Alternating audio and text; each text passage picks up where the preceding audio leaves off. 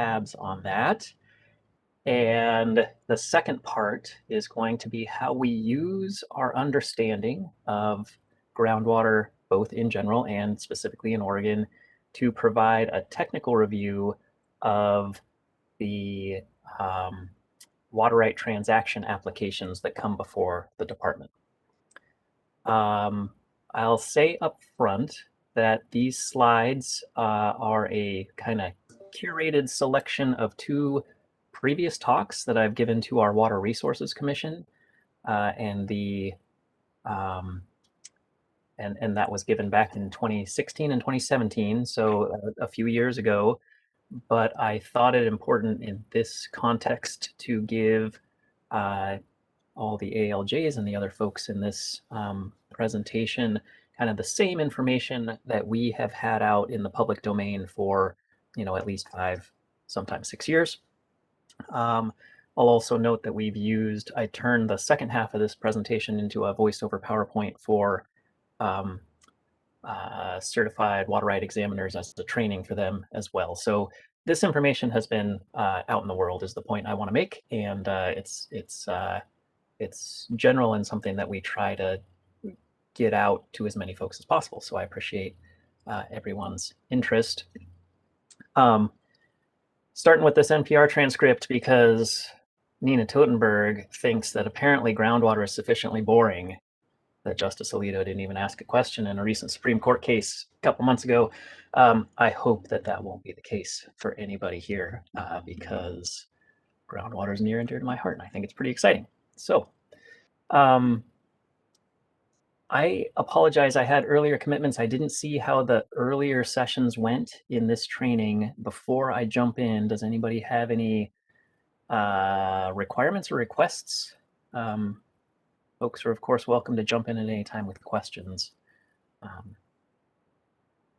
Otherwise, I'll get going. So yeah, by all means, feel free to jump in if you've got questions along the way. I'm sure, or I should say, experience has told that a participant has joined the meeting, that many people have the same question. So please do jump in with any questions or comments. All right, with that, part 1, groundwater in Oregon.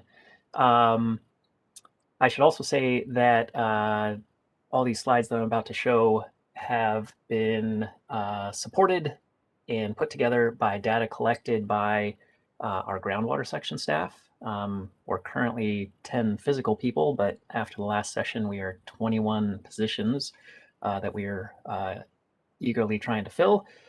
These folks generally have advanced degrees, masters or PhDs in geology or some related water resource field.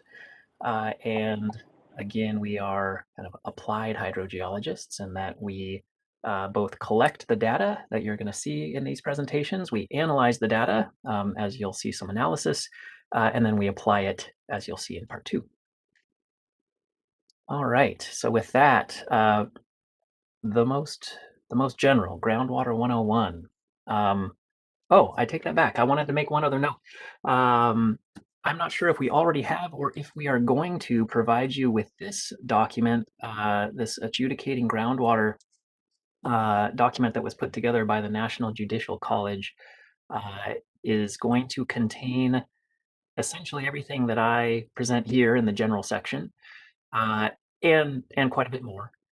So it'll have more detail in it. It was written kind of by judges for judges, so hopefully they will know their audience as well as possible and put it into terms that perhaps are the best for you folks. So I just wanted to make sure to note this as a resource for hearing pretty much anything that I'm going to say from another perspective. That will, always good to hear things once or twice, and to hear them from the folks that share your profession. So please do check that out at your leisure. So very most basic question here: what is groundwater? Especially in Oregon, we're not talking about underground lakes. There's no underground rivers, apart from a couple lava tubes that are submerged. And essentially all groundwater in Oregon exists in pore space or fracture space in the geologic material under our feet. So it exists again in very small bits and pieces of space underground. And we, of course, access that through wells, which remove some of the ground material, put a screen in to keep the solids out, and allow the liquid to flow in as the water table is drawn down, and we'll get into the mechanics of that here in a moment. So groundwater exists again in the interstitial space or the fractures in pore space beneath our feet, and it is part of the hydrologic cycle. So it doesn't sit down there by itself, kind of separate from everything. It water percolates in from recharge areas, generally in the upland areas around Oregon, and it flows through the ground. So it doesn't just sit in the ground, it's actually moving, and it's moving, generally from higher potential to lower potential. And that potential is a mix of gravity and pressure. But it goes someplace. It is traveling to someplace, and where that generally is, again in Oregon, is to some stream system, and it then discharges to feed streams. And here's another kind of simplified block diagram view of various places where water can infiltrate and flow. And I guess one thing that I'll note is that groundwater flow paths are really variable. You can have very short groundwater flow paths where things recharge and then really quickly discharge to a stream. So let me see if I can get a pointer up here real quick.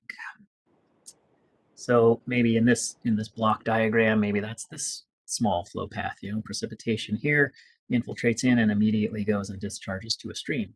There can also be very long flow paths. So if you get recharge way up in the mountains and that recharge starts flowing deeper and deeper, that can take a very deep and long flow path before it comes up in a stream later. Real quick, let me see. I doubt I've got power to mute call-in person 2 here, but I guess the facilitator could help out with the mute button. That'd be great. Okay, so short and long flow paths, the speed of those flow paths is dependent upon kind of where the recharge took place, what the geology happens to be underneath, so on and so forth. So I'm going to now transition to an even simpler block diagram, and we're going to look at, at least I think I'm going to, there we go. We're going to look at kind of a hypothetical, really general situation near a stream, where again, recharge area occurs along the land surface. It infiltrates to the water table. That water then flows through the aquifer and it discharges to a stream. And again, as a simplified rendition of what happens in much of Oregon, especially Western Oregon. And I guess I'd just like folks to take one moment and think if you've been out along a creek in Oregon in August, and that creek's flowing right along, and it might be a little bit lower than it is in November, but it's still flowing, and there's no dam above it, there's no snowpack above it, and it hasn't rained in 2-3 months. All of that water that you were seeing in that creek is groundwater that has been recharged over a period of at least the last season, maybe years, maybe it's decades old and just on a very long flow path. But that groundwater discharges to those small streams and supports that base flow. And another concept that I'll just note now, even though it's kind of out of order, is that base flow is what the earliest water users depended on when they came to Oregon, or even the native tribes that were here for quite some time. They are dependent on that base flow to provide flowing streams in the summer. So the oldest users of surface water in our prior appropriation system in the long end of the summer months, they're really depending largely on groundwater that is maintaining these small streams. Okay, and I'll note certainly we've got streams that are snowpack fed. We've certainly nowadays got streams that are dam fed, but again, many of those are generally the larger streams or rivers that we have, and there are many, many more numbers of smaller streams that are supported by base flow, and that's what's being shown on this block diagram here. Okay, so what happens when we put a well into the ground and pump groundwater? So ever since 1940, when one of the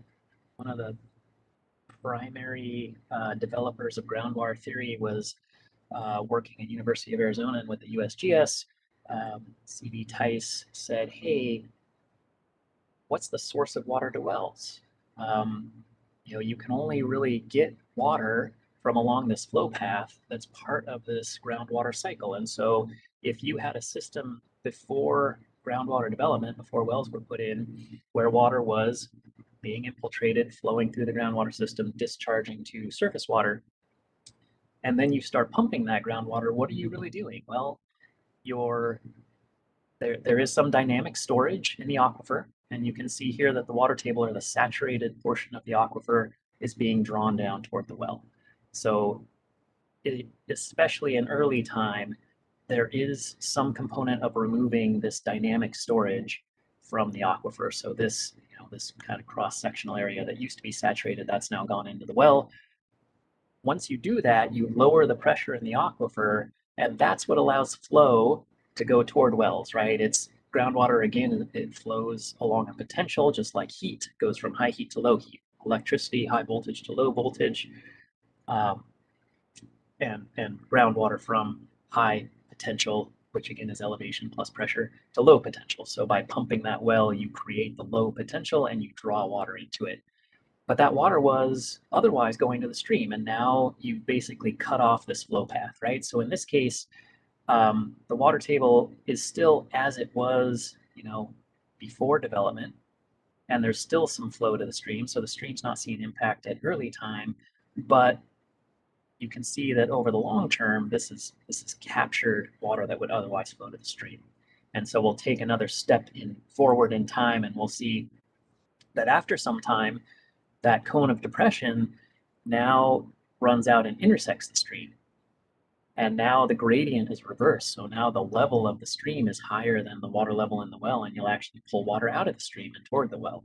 So in the first instance, there were kind of two things going on: an initial capture of storage, followed by a capture of water that would otherwise have flowed to the stream, right? So kind of lost discharge opportunity, if you will. And then at later time, it's actually capturing water from the stream and drawing it out of the stream. And if you can imagine turning this well off, then this water table is going to slowly recover back to normal. It's going to fill in this space. So even after pumping stops, water that was infiltrated way up on the left-hand side of this diagram is still going to flow in and fill this space and not go fully toward the stream. So it's going to there's some lag time between turning a well off and the depletion of its impacts. Okay. Two things on this cone of depression. Again, in this figure, another simplified block diagram, we've got the initial static water level, relatively horizontal. Once the well turns on at some later time, we have this drawdown that draws water into the well. And this drawdown extends out, this cone of depression extends out for some distance. And if there are other wells in the vicinity, then the initial water level in these wells will be drawn down while this other one's pumping. And so you can create what we call interference with other nearby wells. And indeed, every well creates some amount of interference, whether that's noticeable or significant, can be calculated. But there's always some amount of interference. And further, if there are two pumping wells, they each have a cone of depression. And in areas where they overlap, it's additive. Their effects A are additive. participant has left the meeting. And so essentially what you see here is if well A is pumping, here's its cone of depression. If well B is pumping, it's got a similar cone of depression. Where they overlap is going to lead to a much larger cone of depression. And this is just two wells, and again, a simplified drawing, but imagine 3 wells, imagine 30 wells, imagine 300 wells. You'll see how many are across the state where they're nearby each other, which is, in the Willamette Valley, certainly other areas, we get this additive impact. And again, drawing down the water table is necessary to draw groundwater into the wells, and that's part of the understood cycle of seasonal pumping in Oregon here. Okay, I've said over and over this simplified drawing. I want to make sure that I acknowledge that in the real world, there's a lot of additional complexity. We don't have, or I should say what we do have, we have heterogeneous aquifer systems that are folded and faulted, and even where we call out various rock units, and I'm sorry, I should orient you. This is a cross section through the earth showing various types of rocks with depth. Um, even where we call out some units, they're generally a mixture of depositional environments. And so the different properties of these rocks, as well as the faults that juxtapose different types of rock types against each other, these all have an effect on how groundwater flows in the real world. So want to pause there just to explicitly ask if anybody has any questions on groundwater in general before we start talking about how groundwater was developed in Oregon.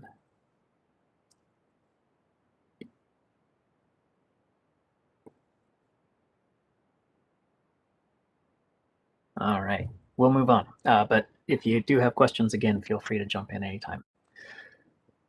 Okay, so description of how groundwater was developed in Oregon. So I'm going to showing here plots, and I'm going to show a series of these plots comparing the state of our understanding of groundwater wells in 1955. That was the date of the Groundwater Act by the legislature, and 2016, which is when this presentation was originally made. But the gap from 55 to 2016 is the difference, and if I updated all these figures, is not all that much, 55 to 2021. So for all intents and purposes, from the point at which the Groundwater Act in 1955 was established to today.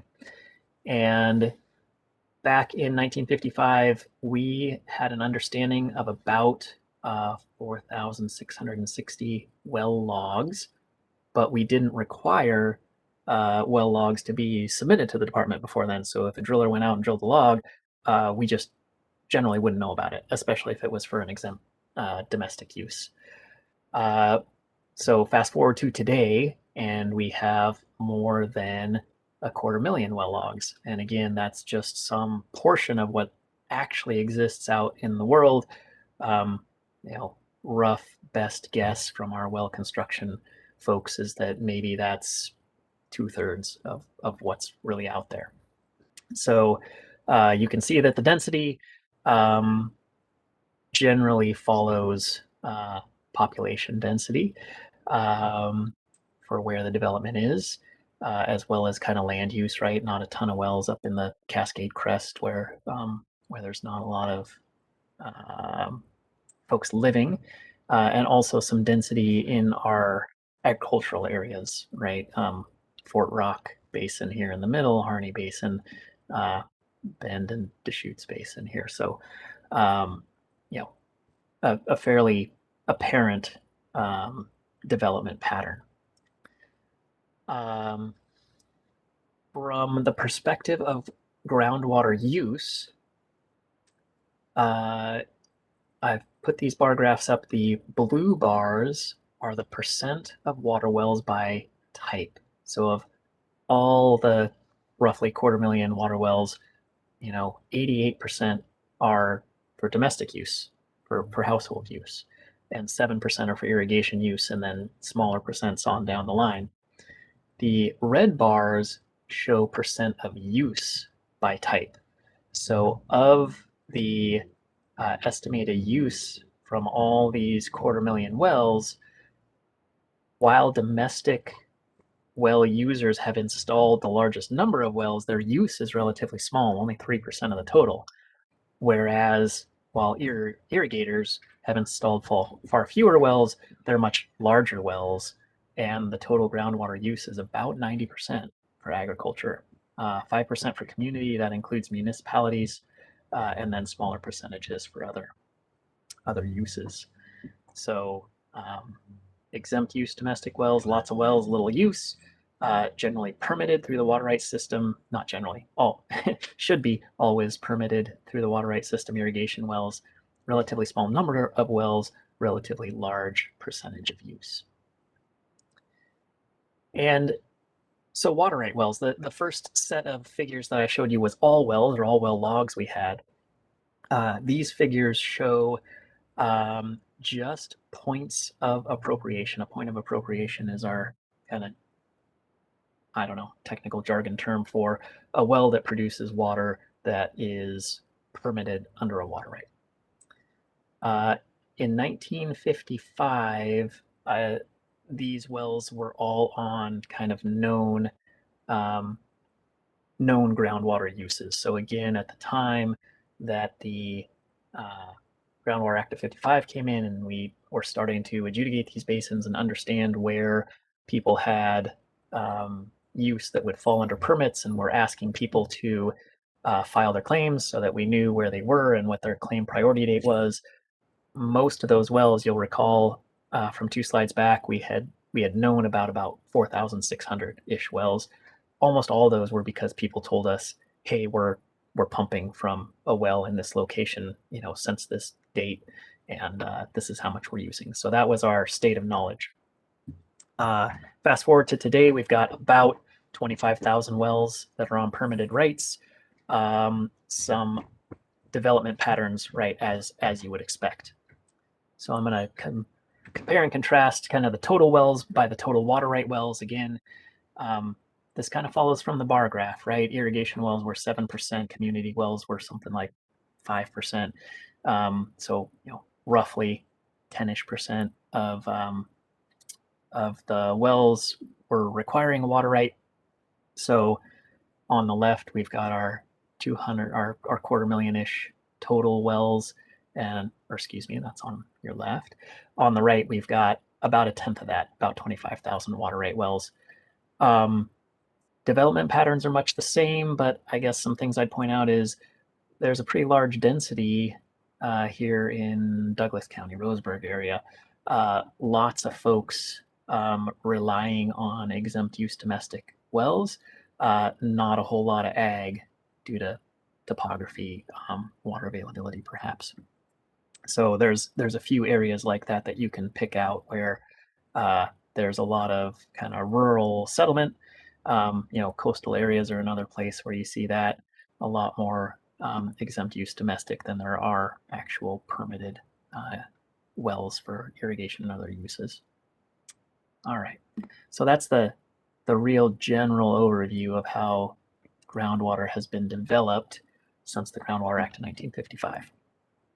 And next thing I'll go into is how we understand groundwater, how we monitor it. But again, I'll pause here just to see if anybody wants to jump in with any questions so far.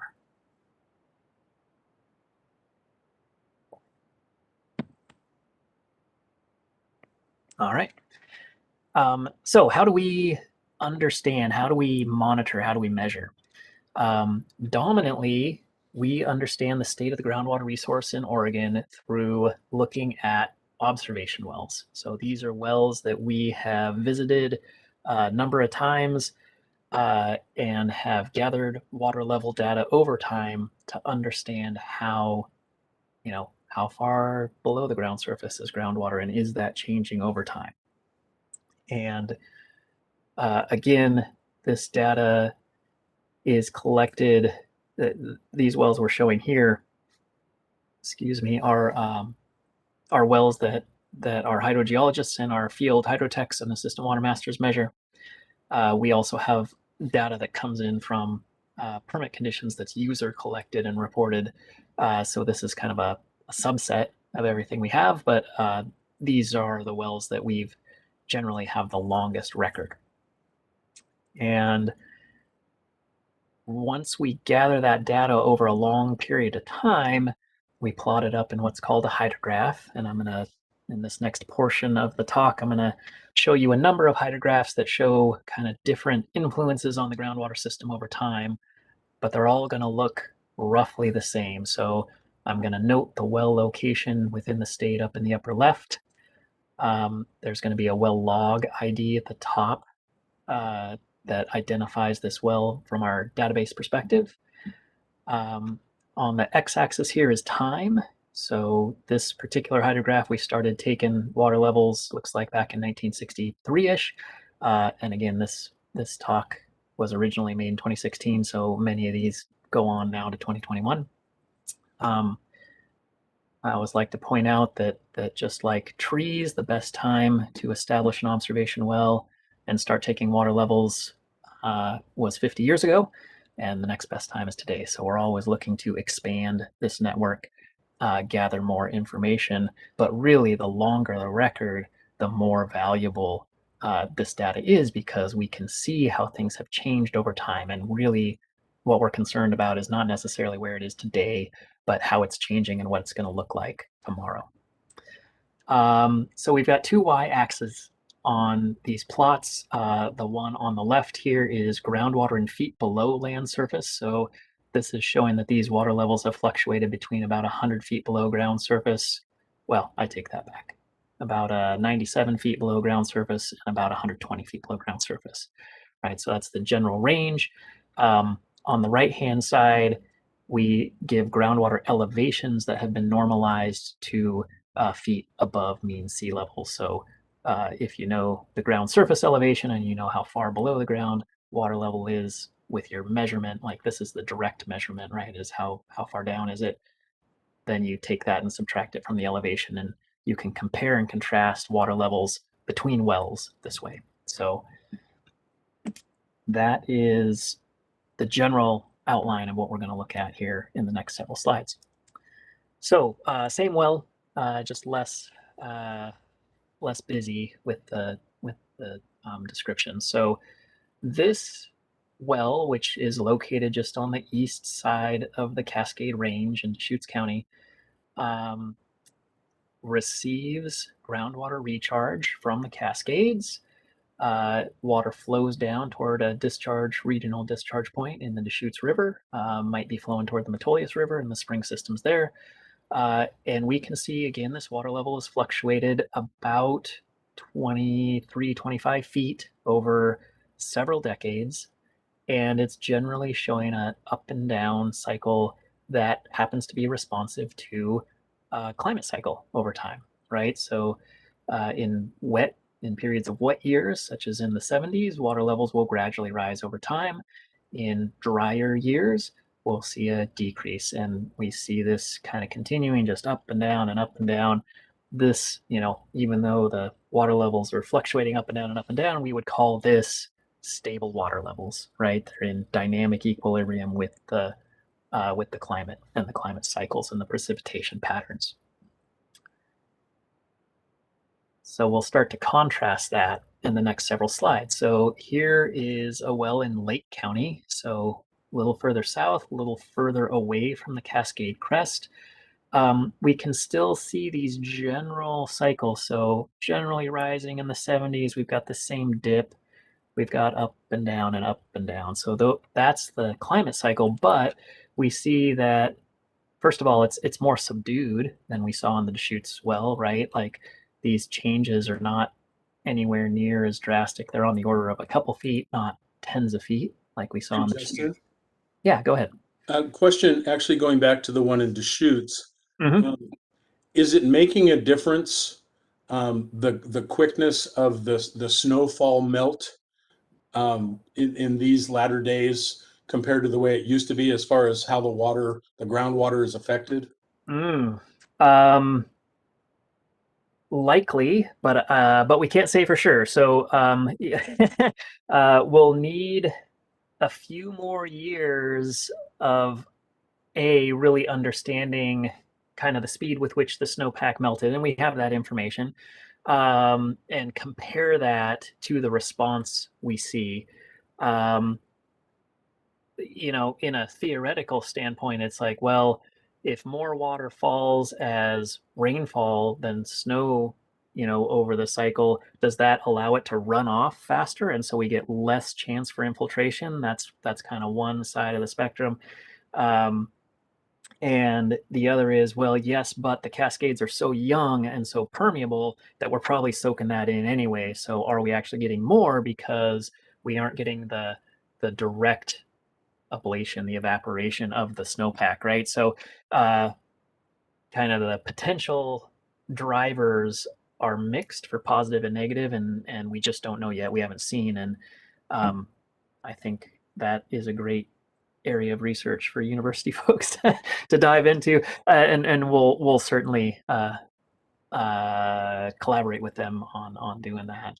Um, Thank so you. yeah, good question. Thank you. Um, oh, and then the one point I was going to make is, so we see quite a big, tens of foot jump here, and that's really the proximity of this well to the recharge zone and how big of a recharge zone the Cascades are. When we get over into Lake County, we see that that's subdued, right? We only get a couple of feet of throw, but it's still there. The general pattern is there. But since the 70s, we see this very obvious downward pattern, right?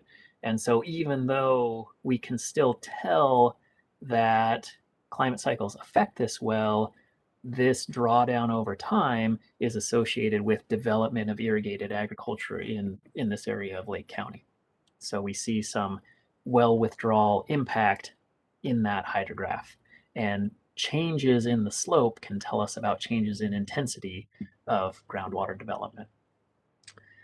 Um, Here's a similar story from the Willamette Valley. In the Willamette Valley, we get significantly more precipitation than the well we just looked at in Lake County. And so in early time here, we see seasonal use. So this is quarterly data. So it's, springtime highs, kind of shoulder season, middle of the road values. This is generally kind of August or July pumping time values, right? So this is when all the wells are pumping for all the irrigation. We generally draw down, at least in the vicinity of this monitoring well, we generally draw down the aquifer 40 feet, just with that cumulative uh, impact of all the cones of depression adding up. And that went along relatively similarly for a good 20 years or so. And as you know, with rainfall in the winter, basically bringing the water level right back to where it's always been. And then over time, as development continues, what we see is more wells pumping has meant that the seasonal drawdown has become greater over time. And also, the aquifer might not be filling all the way up to the tip top every year anymore, right? So we see this increased seasonal low, and we see maybe not as much recharge as we were getting, or the recharge isn't quite sufficient to bring it back up to its full level. A few more kind of specific examples. This one is City of Wilsonville well, so a municipal use instead of an irrigation use. These are the salt groundwater wells, again, quarterly data. So we see the seasonal drawdown in summer when the city's meeting their peak demands, and then recovery when there's less water use in the wintertime. And a relatively modest decline over a few decades. And then there was a big development period, and the city of Wilsonville started pumping more and more water, and we see that there was this change in slope, right? A change in use. The city's using more water, and the writing was on the wall fairly early, and the city continued to pump groundwater while they developed their water treatment plant on the Willamette. And then when they cut over in the early 2000s and used their wells much less and started delivering treated Willamette River water, then we see that the groundwater levels have come back up. And it's going to take a while, if ever, for them to come back up to kind of their pre-development levels without perhaps some artificial recharge. But we do see that there can be recovery in these groundwater resources if use or development changes over time.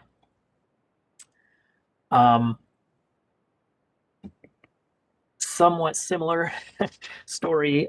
This is a well out in Morrow County, an irrigation well out in our basalt aquifer systems. And in this case, irrigation development and the fact that these aquifer systems are relatively deep and are not along short flow paths from recharge zones to discharge zone, right? Like the recharge here comes from the Blue Mountains, flows quite a ways, and has kind of pooled up. It's not really well connected to the Columbia River in this geologic system. And while this hydrograph starts in the 70s at 200 feet, most all of these basalt wells were first tapped in the 50s, and most all of them were under artesian pressure. And so water levels really started back here at 0, and the pumping just outstripped the recharge by quite a bit. And so we have these big declines. We had what we call a critical groundwater area established in the late 80s, early 90s.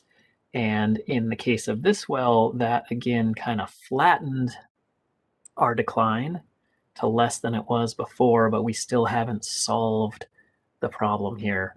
And this is an example, I guess, just in its simplest form of a department imposed reduction in permitted use and its effect on the groundwater system.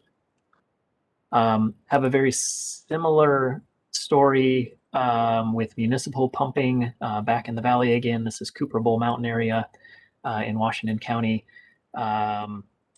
City of Beaverton and predecessor to 12th and Valley Water District and some others were developing groundwater around Cooper Bowl Mountain area for distribution for municipal use, again, kind of outstripping the recharge. Even in the valley, the recharge just wasn't enough to keep up. And another critical groundwater area was established that cut back but not off these municipalities. We saw some immediate recovery, but not to its existing levels. From the 70s to the 80s, Beaverton hooked up to the Scoggins system out of Hillsboro. TBWD hooked up to the Portland system on the east side and transitioned to surface water, and that allowed for further recovery. This is a period of aggregate mining and dewatering for a mine that is interesting, but I'll skip over it for now. Over here to 2008, when TBWD, which has the closest municipal wells to this particular OBS well, but Beaverton also is engaged in a lot of aquifer storage and recovery. So they're now using water in the winter from these surface water sources when demand is low. They're treating it and pushing it into the ground. So that raises water levels up to near the surface. And then in the summer, they are turning those wells back on and pumping to draw water out of storage, and then they're pumping it in to fill it up, drawing it back out in the summertime. So that's a signal of this injection recovery cycle that the municipalities have been utilizing. All right, and then real quick again, I want to talk about a few other things besides water levels. So before I jump on, any questions about those hydrographs and water level response? Okay, so water levels are not the only piece of information that we look at. There is a lot of other things we need to be cognizant of to understand the timing and magnitude of groundwater flow and impacts of development. Big one of those is the actual geologic unit in which that water flows, the properties of the fractured volcanic rock or the pore space within the silts at the top of the Willamette Valley versus the gravels, if you drill down deeper, that all has a real important effect on how groundwater development occurs.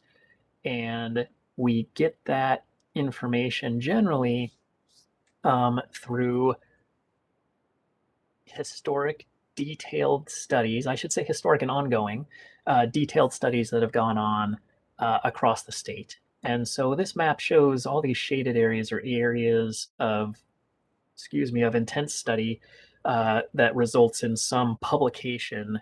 And those publications range from the 20s or 30s, where the GS first started really getting involved in water, to today. We're about to publish one for the Harney Basin, and we are working on one for the Walla Walla Basin right now. So we generally take areas, smaller or larger, chunk them off, do a really intensive look at what is the geology, what are the water levels, what's the groundwater age, what's let's do some testing for detailed hydraulic properties of the sediments, and we compile all those into these reports, mostly put out by the GS. There's been some from universities, some from the Oregon Department of Geology, and others, but they're all published. Those are all publicly available, and we will reference those in addition to the specific water level data that we're taking through our OBSWEL network. All right. That is the end of part one of just the state of groundwater in Oregon and how we understand it. So I want to pause here again, see if there's anything else on groundwater in general folks have questions on, and then we will move into how we apply that knowledge.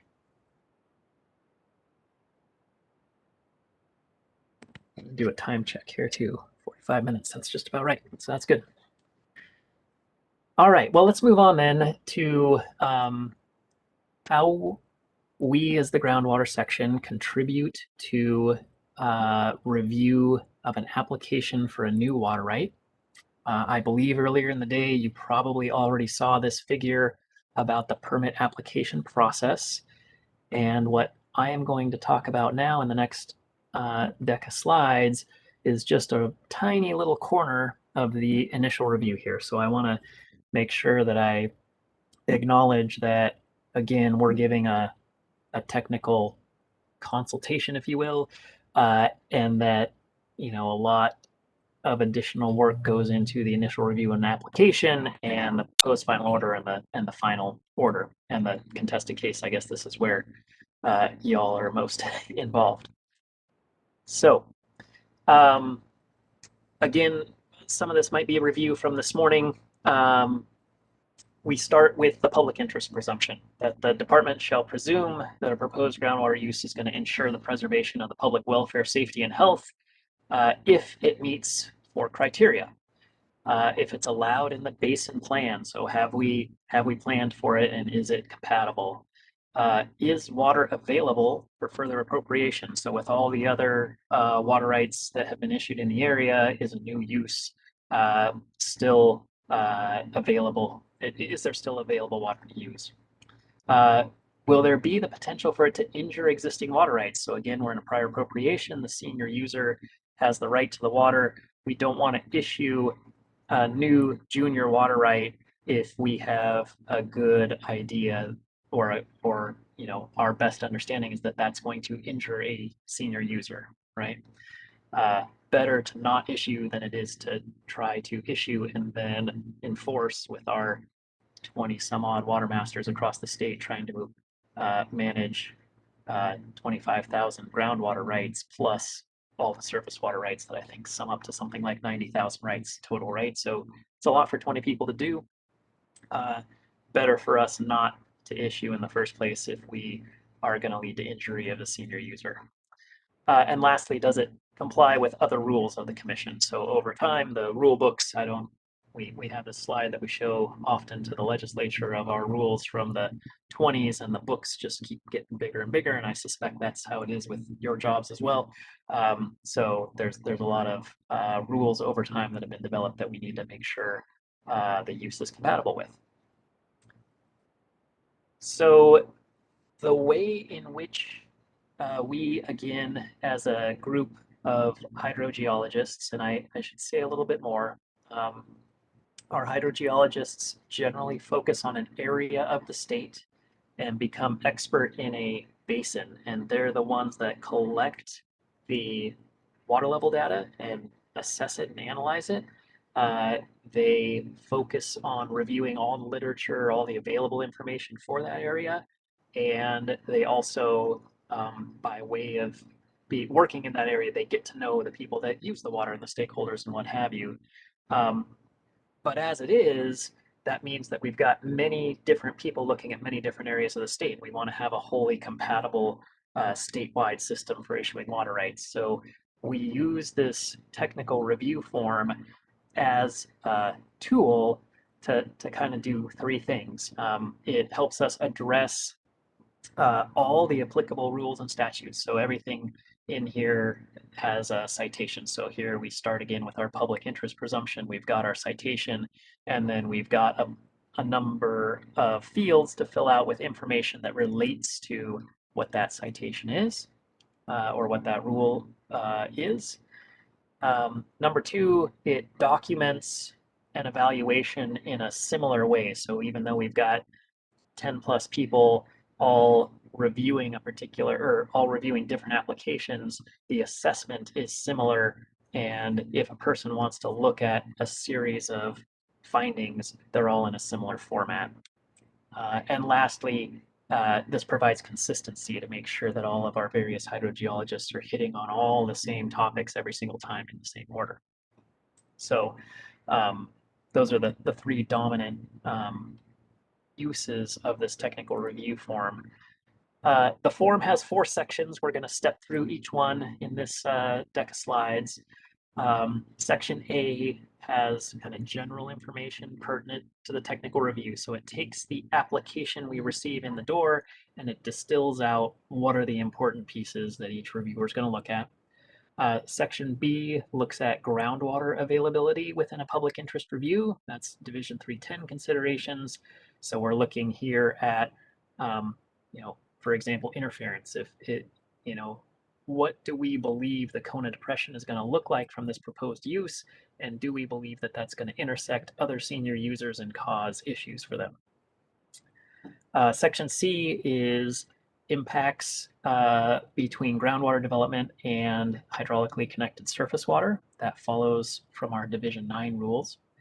And the last section is compliance with well construction regulations, Divisions 200 to 230. This is kind of a vestigial section at this point. We have, for some number of years, been forwarding our reviews on. We have a separate well construction and compliance section, and they really assess the adequacy with the well construction regulations and do that follow up. If there's something egregious that our hydrogeologists note, we'll write it down there. But for the most part, again, in recent years, this has been handled by our well compliance and construction, or well construction and compliance section. All right, so section A, I'm gonna use just a couple different relatively recent apps as examples of how we go through and fill out this form and what information is available to us that we pull in and assess for a new application. The specific details aren't as important as just the use of these things to show how we fill in each pertinent section. So again, this section A, this general information, this is pulling out from the large application packet just the material that's pertinent to us and our specific review. And section A is also a place where we, will research the available information and start to note what's important, what references are we using, make sure that that's transparent. Like what's the basis of our understanding? One of the very first things we need to do is make sure that we locate a new application in space. We have a relatively extensive GIS, geographic information system, that holds as much data as we can possibly push in there. This is just a screenshot of some of the many layers that we use, and throughout the rest of the slide deck, we're going to be just zooming in on a couple of applications, but dominantly this application, which is just north. This is the Eugene Springfield area. Here's the Willamette River. There's some smaller tribs that flow across the valley. And in this particular application we're using as our example, there's 2 proposed new wells for use in an irrigation project. So if we zoom in there, one of the first things we do is we locate the wells. Where are they located in the PLS system? What's their meets and bounds from a survey corner? And we note that. And once we have those proposed wells located in space, we start to use the GIS system to layer our various data sets on top and understand some things about the wells. So one of the very first things we do is we put our superficial geologic layer on there. Geology ties to what the target aquifer is. It also affects how we understand hydraulic connection with streams. A channel of the Willamette here, there's some smaller streams and creeks that run through the valley bottom. There's some intermittent kind of storm flow creeks. This all helps us understand how this new development is likely to interact with the hydrologic cycle. All right, we document that on the form. So we just took the this older we got alluvium, older alluvium, we've got Pleistocene terrace and fan deposits. We say, okay, the wells are drilled here on this this alluvial deposit. We note that in the form. That's what's going on here. We describe what the aquifer is. We describe whether it's confined or unconfined. You can learn more about that in the bench book or ask if you're curious. We, again, are using these detailed reports that we have for particular areas of the basin to help us make our decisions. So again, what I just showed you was a 2-dimensional surface geologic map. That geology is layered and changes as we go deeper. So we have some information on the well depth. We have some understanding of what the subsurface looks like from these detailed geologic maps. From sometimes we have groundwater flow models or modeling reports. Sometimes we've had specific hydrology studies. I just want to make sure that I note that we bring all of that in, to our process of analyzing. Okay. Lastly, I think in section A, I had said we look at some other spatial information. So we look not just at the physical landscape, but we also look at the rural landscape, and administrative areas that have been designated across the state play heavily into that. So again, we say, hey, we have all these basin plans. Do these basin plans have any provisions that affect this proposed use? And we note that in the form. And real quick, just a map of some of our what we call our groundwater restricted areas or administrative areas. We've got various types of designations kind of out. Well, many of them are in the basin plan. Some of them are older and outside of the basin plans, but in general, we've got areas where we have, in yellow here, we've classified water for a particular use, usually a restricted use. So this might say Greater Harney Valley groundwater is available for exempt use development only. We're not going to issue any more permits because this is an over-allocated area. It might be proactive. Some of these in the Willamette Valley were, hey, this aquifer is prone to overdraft. So proactively, we're going to say, let's limit this to 5-year permits. So we aren't going to give out permanent applications. We're going to give these permits that expire every 5 years, and we will review to understand whether or not groundwater is still available. And in some of these, it says, and the user shall come up with a plan for an alternate water source for the future, knowing that groundwater is not always going to be available in these areas. We've got the critical groundwater areas we've already talked about. Here's Cooper Bull Mountain that we saw earlier. We've got some areas that are just flat out withdrawn. They're relatively small, and there's only 2 of them. One's at Victor Point up by Salem. One's in the Mosier area. So we've just said no more use, period. And in Victor Point, we've said even no more exempt domestic development. And then lastly, we've got a defined mitigation area, mitigating the impacts of groundwater development on surface water flows in the Deschutes State Scenic Waterway. So those are the various kind of flavors we have of these administrative areas, that if there's an application in this Deschutes area, for example, then we know to flag in the review, hey, they're going to need to be a part of the mitigation program for the State Scenic Waterway, should a permit be issued. All right, that's section A, general information. Going to move on to B. Give a quick pause there just in case anybody has a question. All right. So section B, this again is where we look at groundwater availability. We look at over appropriation. So is this system over appropriated? And again, we've got our citation of where do we find what over appropriation means, and this points to other rules that define it. Injury, capacity of the resource, and there's a section here where we can provide what we would consider a protective condition. So, there might be injury unless pumping is kept to X amount, or we're going to require this user to monitor and report their water level annually, and if it falls below a threshold, then they need to use less water until the water levels come up above that threshold in their permits. Maybe it is, yes, you can drill a well there, but you must drill it, in the alluvium, no deeper than 100 feet, or you must drill it past the alluvium. You must drill deeper than this and case and seal with low permeability material so you aren't affecting the shallow system.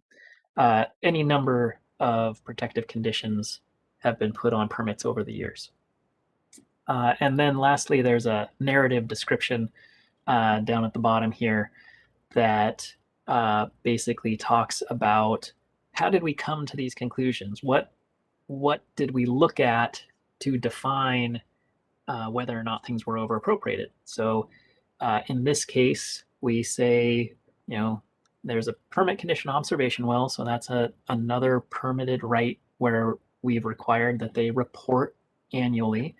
It's less than a mile to the west of the proposed point of appropriation, and this is what it is. It's lane 57266. So we'll take a look at that in space. Again, same view. We've got our same 2 proposed wells north of Eugene here. And here's another well on a different farm that was installed relatively recently. And they've been providing water levels since 2001. And, in our availability remarks, we say, water levels from 2001 to present show stable long-term trends. So we've pulled up information for that well, and I shouldn't use my hand to point, and others in the surrounding area. So, any number of these groups of wells that we have data for, and we've plotted them on our hydrograph. Again, they're all plotted together. So the scale here is water level elevation from the 70s onward. We've specifically called out this closest well, this lane 57266, which are these red marks here. And it looks like water levels have been reported twice a year for a number of years. And there's the spring, kind of late winter, early spring high. And there's probably the pumping season low. And it looks like water levels have recovered pretty much every year. And that's exactly what we would expect in the Willamette Valley of a relatively shallow well near the Willamette, right? Lots of recharge from the Coast Range and from the not so much the Cascades in this case, but in the Willamette Valley in general, lots of recharge coming from the 2 mountain ranges. lots of rainfall flows in toward discharge to the regional discharge zone, which is the Willamette River. So there's a lot of through flow there, and we can capture a little bit of that, use it for irrigation, and in the wintertime, it's going to fill that aquifer back up. And there is water available for another person to drill wells and start irrigating today, right? I'll just contrast that briefly. We're going to use that Eugene example mostly, but I'm going to contrast that briefly with another part of the state. So this is over in the Umatilla Basin, and we've got two things going on here. We've got a shallow alluvial system that's near the Umatilla River. We kind of see the same thing. Long period of use from the 50s up through, this record goes to the late 90s. Not a lot of decline. At the same time, we have two other nearby wells drilled deeper into a different geologic unit, into the Columbia River basalt. And over time, water levels have dropped. We see again our seasonal pumping and recovery. And that recovery to the spring high has just dropped. So in this green well, we've gone from an elevation of 950 feet to 825, so 125 feet of decline. Kind of similar for this well in yellow. We've got another well here in black. So this hydrograph, if somebody proposed a new well in the Umatilla Basin, we'd say, hey, from a groundwater perspective, water levels are relatively stable. Maybe so. Probably flag Division 9. We'll talk about that later. But if you were proposing a deep well in the basalt, we'd say, water levels have declined 125 feet. And no, there's no further water available for additional development. We would say that's overappropriated, or we'd say that's not within the capacity of the resource. So just a couple different decision points we might make. I'll just note that we've got those discrete wells that I showed on the map a couple slides back, and we have long-term water level trend for those observation wells. We also will look at those trends statistically, so kind of box and whisker plots. If we see relatively tight boxes and whiskers, then we know that water levels aren't very variable, that they're probably relatively stable. And in addition, then we can take a look at all the well logs we have. So we might have, again, there's tenfold more exempt use domestic wells out in the world than there are irrigation wells. And we don't have necessarily long-term water level data from any one of them, but kind of through the game of numbers, we can take a look at the well log, which has, at the time the driller drilled the well, the water level was X. And we can look at that for all of the well logs we have in a particular area and kind of statistically summarize those to understand.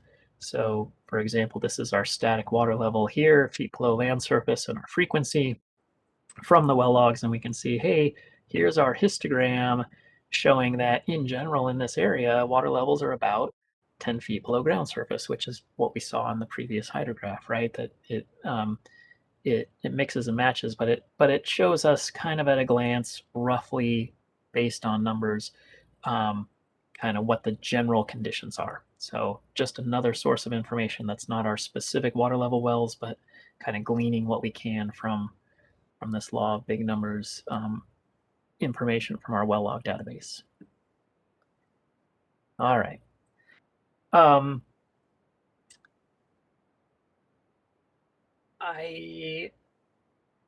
Okay, so when we then look at injury, so that was all capacity of the resource discussion, and this is taking a look at injury.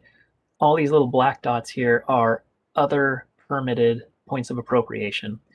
And one thing we'll look at is, okay, hey, it looked like water levels were stable.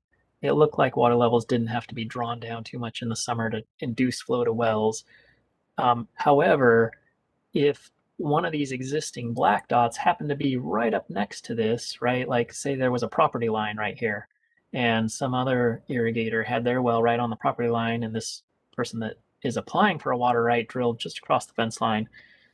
Proximity matters, right? You saw that cone of depression. It was deepest right near the pumping well. And even if things look good from a capacity standpoint, we might still find injury with another user. in that case, that especially if the property is large, a person can reapply for some further distance away. But this is basically how we look for injury. And here we don't see any problem. I mean, the nearest wells are half a mile away. So there's plenty of space here for more development, but I'll just flag that density can be an issue. One question, Justin. Yeah, go ahead. When you're looking at those two wells that the application is for, do you take into account their effect on each other? We might note it in the narrative, but we don't take that into account as an injury, because if you're injuring yourself, presumably you can come up with some rotation scheme to turn one on and one off, and that's it's kind of up to the owner. And even, we've got standard language in our permits that say, look, if you do find that you're interfering with a neighbor, we encourage you guys to work together, pump on alternate days, collaborate on how you use the resource. So we always encourage that where we can, and we try and give the technical input to here's how you can do it to help those folks out. Thank you. Yeah, sure thing. Thanks for your question. All right. Kind of wrapping up this section B, there are some times where we don't have a lot of information and things get trickier. So here's an application that is south of Eugene. So here's the Coast Fork Willamette running up, and I forget what highway this is, going out to Bonita, I guess, maybe, or Vetch. I'm not super familiar with the south. I shouldn't try and guesstimate, but in any case, Coast Fork Willamette, another fork of the Willamette, maybe Middle Fork. Lots of development up here closer to Eugene, not so much down here. So what do we do with something when they're applying for an area that's out, in the boonies? Well, again, we've got some information everywhere. So we might throw our geologic map up on here and we'll say, hey, are these units relatively permeable and productive? Are they relatively impermeable and don't yield high uses? And we might compare that to the requested ask. So if